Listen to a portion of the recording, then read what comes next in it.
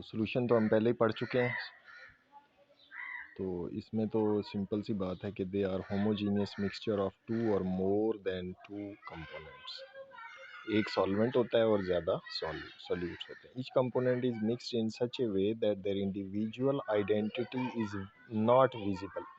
Homogeneous का meaning ही ये है कि उसमें जो फेजेस हैं वो भी चेंज हो जाते हैं, एक ही फेज़ हो जाता है, और जो पूरा सॉल्यूशन है वो होमोजीनियस होता है। इंडिविजुअल आइडेंटिटी जो है वो हमें अलग अलग नहीं पता चलती।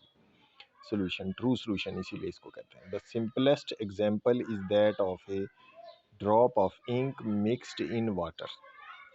इंक को जब पानी में मिक्स करेंगे तब ट्रू सॉल्यूशन बनेगा, ये याद रखिएगा। खाली ड्रॉप ऑफ इंक जो है वो सॉल्यूशन नहीं है, वो हम आगे पढ़ेंगे, वो किसमें, कोलाइड में आ जाता है। तो जब इंक को पानी में डिसॉल्व करते हैं और वो होमोजीनियस बन जाता है, वो सॉल्यूशन है। This is an example of true solution, colloid. ये लॉन्ग क्वेश्चन के तौर पे भी क्वेश्चन पूछा जा सकता है, सॉल्यूशन, कोलाइड और सस्पेंशन अलग अलग से, और इनका कंपैरिजन आमने सामने भी किया जा सकता है जी। उसके बाद है कोलाइड। तो कोलाइड जो है ये हमारे लिए नया टॉपिक है, इसलिए इसको हम समझेंगे। These are the solutions in which solute particles are larger than those present in the true solution. जो सल्यूट के पार्टिकल हैं उनका साइज जो है वो बड़ा होता है, but not large enough to be seen by naked eye. Naked eye का क्या मतलब है, यानी खाली आंख से हम नहीं देख सकते, ना ही सॉल्यूशन के पार्टिकल्स को देख सकते हैं और ना ही कोलाइड के पार्टिकल्स को देख सकते हैं। लेकिन कोलाइड के पार्टिकल्स जो हैं वो सॉल्यूशन के पार्टिकल से बड़े होते हैं, लेकिन वो आंख से नहीं नज़र आते, हाँ अंडर माइक्रोस्कोप वो नज़र आ सकते हैं।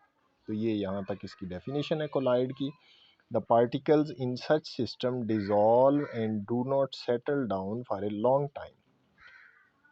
ये डिज़ोल्व हो जाते हैं जैसे ट्रू सॉल्यूशन में होते हैं, लेकिन ये ज़्यादा लंबे अरसे तक जो है वो नीचे नहीं बैठते, क्योंकि ये इनका साइज़ इतना भी छोटा नहीं है, वो उसके अंदर तैरते रहते हैं फॉर ए लॉन्ग टाइम, वो उसी के अंदर तैरते रहते हैं। But particles of colloids are big enough, एक और खसूसियत है, to scatter the beam of light. Scatter का मतलब बिखेर देना। अब आप देखिए ट्रू सॉल्यूशन में से लाइट गुजरी स्ट्रेट, उतने ही साइज़ की लाइट जो है वो उसके अंदर से पास हो गई ट्रू सॉल्यूशन में। लेकिन कोलाइड की पहचान ये है कि जब उसमें से गुजरेगी तो ये स्कैटर यानी ये बड़ी हो जाएगी, खुल जाएगी, और ये इसकी निशानी है कि ये स्कैटरिंग ऑफ लाइट हो गई। और इसके लिए इफ़ेक्ट क्या है, इसका नाम Tyndall effect, the Tyndall effect it is called, ये इसकी डेफिनेशन है। Particles of colloids are big enough to scatter the beam of light, it is called Tyndall effect. तो ये कोलाइड की प्रॉपर्टी है जी। टिंडाल इफेक्ट की बात हमने कर ली। उसके बाद है we can see the path of scattered beam of light inside the colloidal solution. तो ये जो पाथ ऑफ लाइट है ये इस तरह से हमें फैलता हुआ, स्कैटर होता हुआ महसूस होता है। इसके बाहर भी जो निकलेगी उसकी जो थिकनेस है वो एंटर होने से काफ़ी ज़्यादा होगी, यही टिंडाल इफेक्ट है। इसमें आप देखें सेम है। Tyndall effect is the main characteristic, ये कोलाइड का मेन कैरेक्टरिस्टिक है। उसे पहचानने के लिए आप उसमें से लाइट पास करें, which distinguishes colloid from solutions. Solution और इसके दरमियान वाज़े फ़र्क आपको नज़र आएगा। और जो सस्पेंशन है उसमें से तो लाइट गुजर ही नहीं सकेगी, वो तो ब्लॉक हो जाएगी बिल्कुल। Hence these solutions are called false solutions or colloidal solution. ये ट्रू सॉल्यूशन नहीं कहलाएगा, ट्रू सॉल्यूशन जो था वो पहले था। एग्जांपल्स इसकी आप देखिए, स्टार्च सॉल्यूशन, स्टार्च यानी ये आटा मैदा वगैरह अगर पानी में मिक्स कर दें तो वो भी उसको फ़िल्टर कर लें तो वो कोलाइड बनाएगा। Albumin white of an egg is also the colloid. Soap solution, साबुन पानी में हल हुआ है। इसी तरह ब्लड है, मिल्क है, इंक है, जेली और टूथपेस्ट। तो ये एग्जांपल्स आप देखिए, ये सारे आपके एमसीक्यूज़ में से आ सकते हैं कि कौन सा ट्रू सॉल्यूशन है और कौन सा आपका कोलाइड है। ये डायग्राम भी अगर लॉन्ग क्वेश्चन में आप बना दें और इसमें ये वाज़े शो करें तो ये ज़्यादा बेहतर हो जाएगा।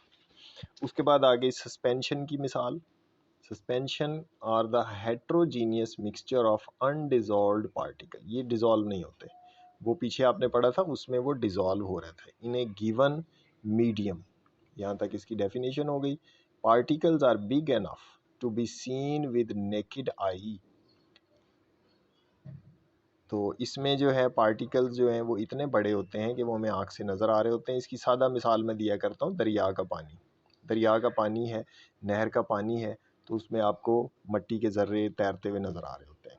तो इसकी एग्जांपल्स हैं चाक इन वाटर, पानी के अंदर चाक को अगर मिक्स करें तो आप देखें कि वो ज़्यादातर उसके अंदर तैरता ही है, उसके बाद वो गिर जाता है, नीचे गिर जाता है, मिल्की सोल्यूशन बन जाता है। पेंट है, पेंट के ऊपर आप देखें लिखा होता है कि इसको आपने हिला के इस्तेमाल करना है। और milk of magnesia, milk of magnesia क्या चीज़ है, ये घरों में ये शरबत होता है बड़ी उम्र के लोगों के लिए जो जिनको पेट का मसला होता है, तो ये इसके ऊपर भी लिखा होता है इसको हिला के इस्तेमाल करें, क्योंकि वो नीचे बैठा हुआ होता है। वो क्या है, suspension of magnesium oxide in water, ये मैग्नीशियम ऑक्साइड को पानी में हल किया होता है, मैग्नीशियम हाइड्रोक्साइड भी बन जाता है ये, इसको मैग्नीशियम ऑक्साइड भी कहते हैं पानी के साथ। तो ये मिल्क ऑफ मैग्नीशिया जो है ये शरबत है, एगारोल वगैरह इस किस्म के जो शरबत होते हैं ये पीने के लिए। इसी तरह आप देखें एंटीबायोटिक्स हैं जितनी, इनके ऊपर भी लिखा होता है कि इस्तेमाल करने से पहले शेक करें, शेक वेल बिफोर यूज़, तो ये सस्पेंशन में आ जाते हैं सारे। अब इसी को इस फॉर्म में, टेबल की फॉर्म में, कंपैरिजन की फॉर्म में अगर ज़्यादा लिख दें तो ये ज़्यादा बेहतर बन जाता है। आप देखें इसमें 5 पॉइंट्स हैं और छठी आपने एग्जांपल्स लिखनी है इनकी, तो लाजमी एग्जांपल्स नीचे ऐड कीजिएगा आप, तब आपका क्वेश्चन कंप्लीट होगा। अगर आपने एग्जांपल नहीं देंगे तो ये आपका इनकम्प्लीट रहेगा। तो the particles exist in their simplest form, ये अगली वीडियो में करते हैं क्योंकि ये लंबी हो जाएगी वीडियो, नहीं तो नेक्स्ट वीडियो में पढ़ेंगे।